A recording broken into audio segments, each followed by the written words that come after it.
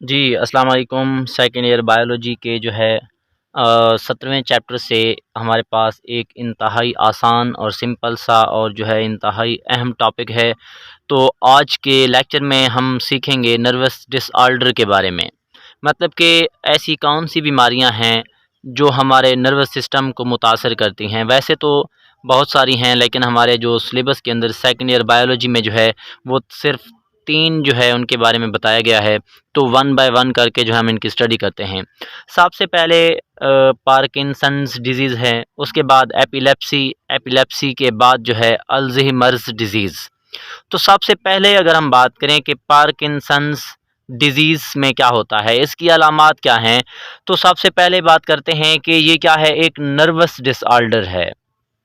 एक nervous system की बीमारी है जिसके अंदर इनवॉलेंट्री ट्रिमर्स होते हैं, मतलब कि थरथराहट हो जाती है। हमारा जो जो मरीज़ होगा उसके हाथ काँपना शुरू हो जाएँगे, उसकी ज़ुबान मतलब जब वो बोलेगा तो उसकी ज़ुबान काँपेगी, जब वो चलेगा उसकी बॉडी उसमें कपकपाहट सी हो जाती है।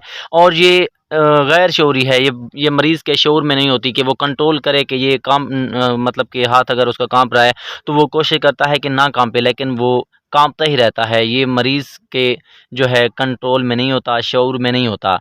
तो पहली जो इसकी ख़ासियत थी वो थी इनवॉलेंट्री ट्रिमर्स। इसके बाद अगर देखा जाए डायमिनिश मोटर पावर, मतलब कि पैगाम लेकर जाने की जो पावर होती है, सलाहियत होती है, वो कम हो जाती है। एंड रिजिडिटी, और जो मरीज़ है उसकी बॉडी वो सख्त हो जाती है।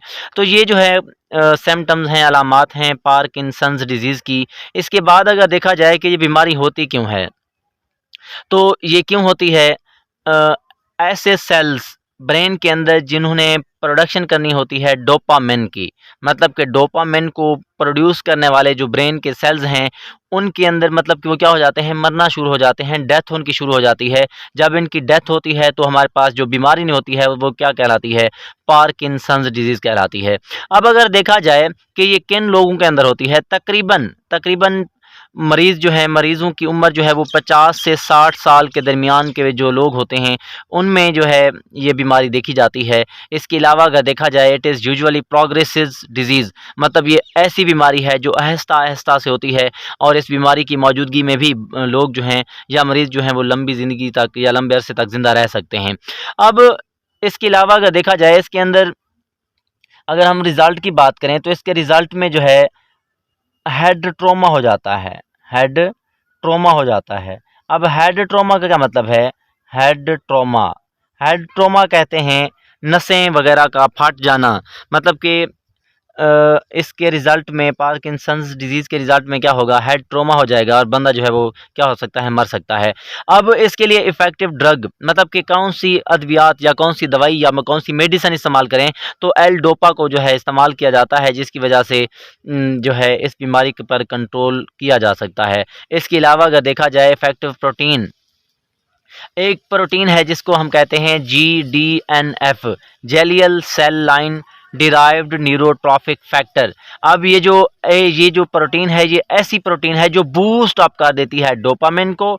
अब बूस्ट अप करती है डोपामिन को, मतलब कि इसका अगर हम ये बात करें कि इसके जो एक्सपेरिमेंट्स हैं वो किस चीज़ पर किए गए थे, तो लैब के अंदर रैट और मंकी के ऊपर, चूहे और बंदर के ऊपर इसके एक्सपेरिमेंट किए गए हैं। और फ्यूचर में हम क्या करेंगे, इस इफ़ेक्टिव प्रोटीन को इस्तेमाल करेंगे, जिसकी वजह से इस बीमारी को कंट्रोल किया जा सकता है। अब ये हमारे पास थी पार्किंसंस डिज़ीज़। इसके अलावा अगर हम बात करें, दूसरी हमारे पास है एपिलेप्सी, जिसको आप जानते हो मिर्गी का दौरा भी कहते हैं। अब इसमें होता क्या है, इसकी अलामात में, सिम्पटम में चेंज इन कॉन्शियसनेस, जो शऊर है उसके अंदर तब्दीली आ जाती है। Sudden transient alternation in brain function, मतलब कि जो ब्रेन है उसके जो फंक्शन हैं उनके अंदर वक्ती तौर पर और अचानक वो तब्दीली आ जाती है। एंड सीजर्स, और क्या होगा, दौरे पड़ते हैं। अब ये अलामात थी एपिलेप्सी की। इसके अलावा अगर इसकी रीज़न देखी जाए तो इसमें होता क्या है कि जो हमारे नर्व्स हो सकते हैं, ये नर्व्स सेंसरी हो सकते हैं, मोटर हो सकते हैं और एसोसिएटिव हो सकते हैं। इन नर्व्स के अंदर जब कन्वुल्सिव डिसऑर्डर होगा तो तब हमारे पास जो चीज़ होगी उसको हम क्या नाम देते हैं, एपिलेप्सी का नाम देते हैं। इसके अलावा अगर देखा जाए इसके अंदर मतलब कि एपिलेप्सी में रैपिड इलेक्ट्रिक डिस्चार्ज होता है इन ग्रे मैटर। अब ग्रे मैटर आपको पता है, हमने पिछला टॉपिक जो है पढ़ा था स्पाइनल कार्ड वाला। अगर आप लोगों ने नहीं पढ़ा तो आप वहाँ से देख सकते हैं कि उसके मतलब स्पाइनल कार्ड के दो पार्ट थे, एक इनर पार्ट था, दूसरा आउटर पार्ट था। जो इनर पार्ट था वो बटरफ्लाई शेप था, तितली की तरह का था, उसको हम नाम देते थे ग्रे मैटर। अब ग्रे मैटर के अंदर जो है इलेक्ट्रिक डिस्चार्ज का मतलब क्या है कि बहुत ज़्यादा नर्व इम्पल्स पैदा हो जाती हैं, जिसकी वजह से बंदे को समझ में नहीं आती कि हो क्या रहा है, और मरीज़ के अंदर क्या हो जाते हैं, दौरे पड़ते हैं। इसको हम नाम देते हैं एपिलेप्सी का। अब इसके बाद अगर देखा जाए कि इसकी एवरेज एज मतलब कि किन लोगों में होती है, ज़्यादातर ये उन लोगों में होती है जिनकी एज जो है वो 30 ईयर से कम हो, मतलब कि 30 साल से कम हो। अगर ये इस मतलब 30 साल के बाद हो रही है तो उनको हम नाम देते हैं ऑर्गेनिक डिजीज़ का। अब ऑर्गेनिक डिजीज़ का मतलब क्या है कि ये ऐसी बीमारी है जो विरासती है, फैमिलीज़ में चलती है, माँ-बाप से औलाद में, मतलब ऐसे आगे की तरफ चलती जाती है। इसको हम नाम देते हैं ऑर्गेनिक डिजीज़ का। अगर 30 साल से पहले होगी तो वो एपिलेप्सी है, अगर 30 साल के बाद होती है तो वो क्या होगी, ऑर्गेनिक डिजीज़ इसको कंसीडर किया जाता है। इसके अलावा अगर हम बात करें इन सम पीपल, कुछ लोगों के अंदर इमोशनल डिस्टर्बेंस अगर आ जाए, मतलब इमोशनल डिस्टर्बेंस अगर आ जाए तो उनके अंदर भी एपिलेप्सी जो है वो पैदा हो सकती है। अब इसका इम्पॉर्टेंट टेस्ट देखा जाए कि इसका हम टेस्ट कैसे कर सकते हैं, तो ईईजी, ये टेस्ट क्या है, इलेक्ट्रोएन्सेफेलोग्राफी।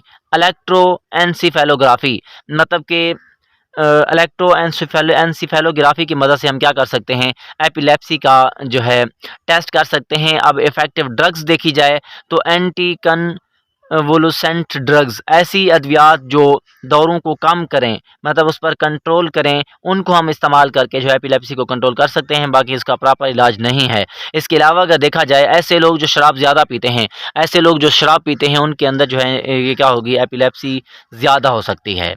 अब इसके बाद लास्ट में हमने बात करनी है अल्ज़ीमर्स डिजीज़ की। अब अल्ज़ीमर डिजीज़ जो है इसमें होता क्या है कि डिक्लाइन इन ब्रेन फंक्शन, जो ब्रेन फंक्शन है वो उनमें कमी आ जाती है। अब जब उनमें कमी आ जाती है तो इसकी कंडीशन जो है क्या हो जाती है, मेमोरी लॉस, इसको हम डेमेंशिया का भी नाम दे सकते हैं। अब मेमोरी लॉस होगी तो इसके अलावा देखा जाए तो ये क्या करती है, it is tends to run, मतलब कि ये फैमिली टू फैमिलीज जाती है। तो इस कंडीशन को हम नाम देते हैं अल्ज़ीमर्स डिजीज़ का, जिसमें क्या होगा, ब्रेन फंक्शन में कमी आ जाएगी, इसके साथ साथ मेमोरी लॉस हो जाएगी, और ये बीमारी जो है वो फैमिली टू फैमिलीज जाती है। इसी वजह से जो है इस बीमारी की, इस कंडीशन को हम नाम देते हैं अल्ज़ीमर डिजीज़ का। अब अगर देखा जाए कि इस बीमारी को किसने डिस्कवर किया था, तो एलोइस अल्ज़ीमर्स ने 1907 के अंदर जो है इस बीमारी को डिस्कवर किया।